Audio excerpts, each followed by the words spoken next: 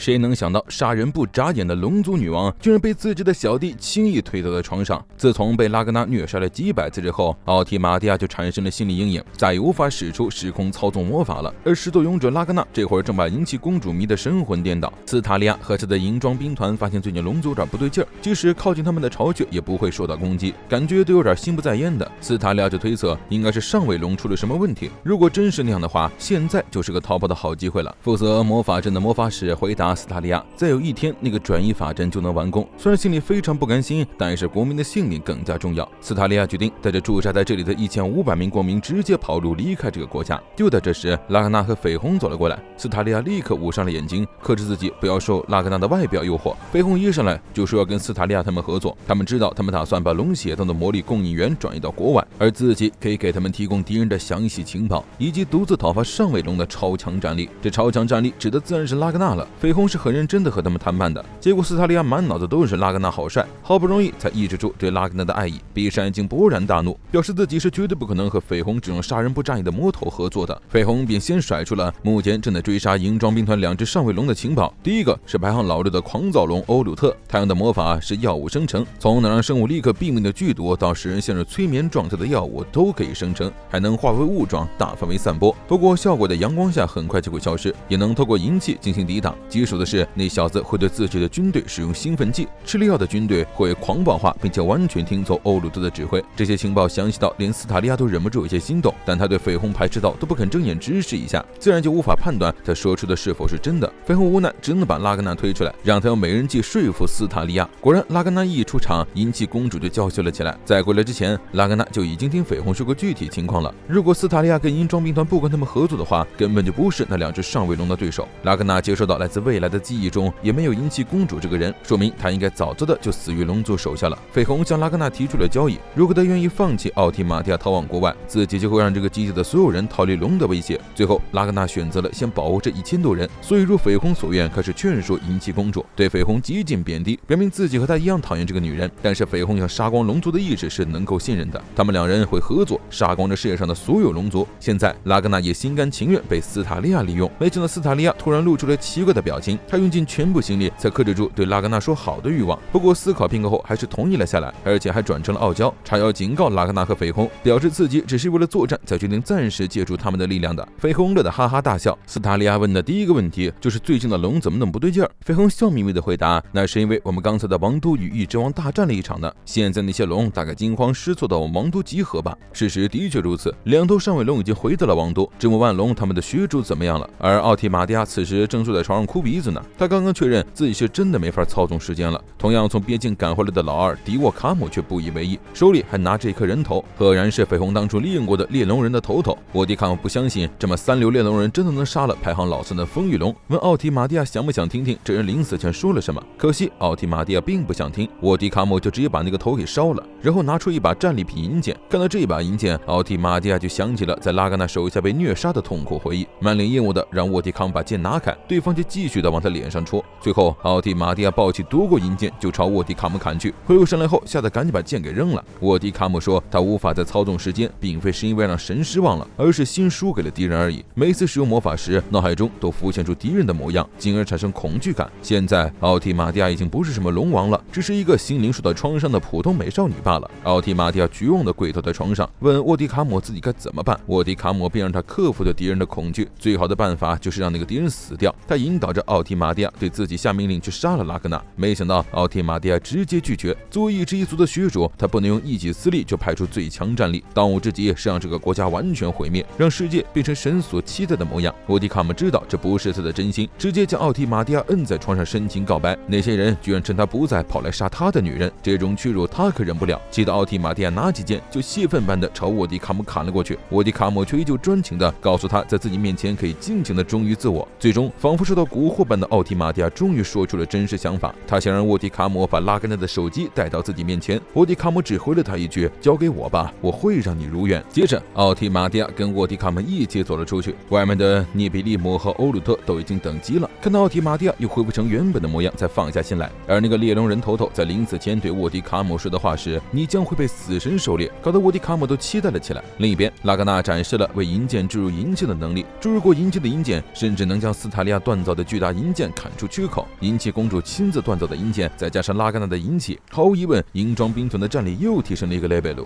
绯红让拉格纳给自己留一半银器，这次不会用到银器斗法。拉格纳不明白绯红的计划，也不明白那些人为什么会气势汹汹地朝自己杀过来，就等着过来一个帮一个注入银器。其实那些银装兵团的团员就是看不惯拉格纳的态度，一出现就夺走他们老太的芳心就算了，如此年轻就有此等实力，所以拉格纳越是表现得游刃有余，就越让人来气。两个监视长都给他整 emo 了，其他人都以为拉格纳是天才，老爷子却有不同的看法。在和拉格纳交手的短暂瞬间，他就感知到了，那是无能者透过修炼达到的极致境界，而非简简单单的天才二字可以概括。他们怎么也不会想到，那是因为未来的那个拉给现在这个拉格纳传功开挂了。不过老爷子也被点醒了，他还远远不够努力呀。另一个年轻小伙却不服输的想着再次挑战拉格纳，最后直接7连败。队里的2个双胞胎妹子则八卦起了拉格纳的感情生活，问他对他们家银器公主是怎么看的。拉格纳面露难色，他能说他觉得公主是对自己有滤镜吗？毕竟他都把自己包成这样了，斯塔利亚还能对他的脸夸帅气，肯定是全靠想象吧。到时候把绷带摘下来，估计吓人家一跳。见过凡尔赛的，没见过这么凡尔赛的。你跟我说这张脸长得丑，虽然斯塔利亚看上去的确不是你的脸吧，但也不用如此贬低自己吧。2个小姑娘越觉得拉格纳有意思，就给他展示了一下自己的武器，是2把一模一样的手枪，希望他能帮他们给子弹注入银器。2人的年龄跟雷欧差不多大，让拉格纳情不自禁想起了和雷欧一起冒险的日子。这时史莱姆嚷嚷着闻到了龙的味道，小姑娘们一看这小东西长得还挺可爱，结果下一秒表情就凝滞了起来。史莱姆说他们的脸像龙，尤其是眼睛和牙齿看起来好恶心哦。2个人笑眯眯的问史莱姆想不想吃龙，史莱姆吃过龙之后体型就会变大，自然是求之不得。于是2个小姑娘带着史莱姆离开了。拉格纳心中隐有个感觉，以后怕是再也看不到活力十足的史莱姆前辈了。这对双胞胎自有记忆开始就被当成继承了龙之血脉的小孩关在畸形秀场，在这种环境下长大的女孩们感情非常淡漠，为了显得正常一些，他们就模仿了同龄小孩的言行。他们一边说，一边对史莱姆进行了惨无人道的虐待。首先从塞入爆竹扩张肛门开始吧。史莱姆满脸惊恐地看着他们手握爆竹靠近自己。斯塔利亚部下有好几个魔法师，但他们遇到了瓶颈，转移和吸收这2个阵势都已经完成，连接却迟迟不顺利。而现在时间紧迫，部下们因为连夜加班，脑子都出问题了。负责人老胡就想着干脆跑路算了。我们的贴心合作人绯红这不就来了吗？绯红告诉老胡，他们需要的是全新的知识以及构想，所以自己才会出现在这里。另一边，奥提马蒂亚他们那些上位龙也集合开始开会，他们要做的只有2件事，第一是毁灭这个国家，第二是将袭击奥提马蒂亚的这些人全部杀死。沃迪卡姆表示，第2条自己一个人来就行。沃迪卡姆和欧鲁特一言不合就吵了起来，涅比利姆出言阻止，表示就算他们不去找，敌人应该也会自动找上门来。在试图突破结界的时候，他就感受到了拉格纳那骇人的杀意，就像他们想杀死人类一样。那个人也迫切的想杀死奥提马蒂亚，而涅比利姆是绝不允许这种事发生的。奥提马蒂亚大人由他来守护，那他们当务之急就是第1条了。原计划是按照奥提马蒂亚的心愿，将国民全部赶往王都，让他们没有痛苦的消失。不过现在很明显没有那个精力了。奥提马蒂亚也知道自己不能再任性，直接下命令，不拘泥于手段，立马将人类一个不留的全部杀光。欧鲁特早已经做好了准备，只等号令那些从国外集结而来的4万头下位龙、中位龙，让他们将人类全部吃光。除此之外，还要注意把伤害奥提马蒂亚那些人给揪出来。这时沃迪卡姆提出一个可能性，万一那位死神现在正在和银装兵团在一起呢？欧鲁特表示到时候会请他帮忙的。万龙看得很欣慰，虽然上位龙只剩1半，好在剩下这1半都很靠谱，他们不能再继续失去手足了，要活着将自身的使命贯彻到底。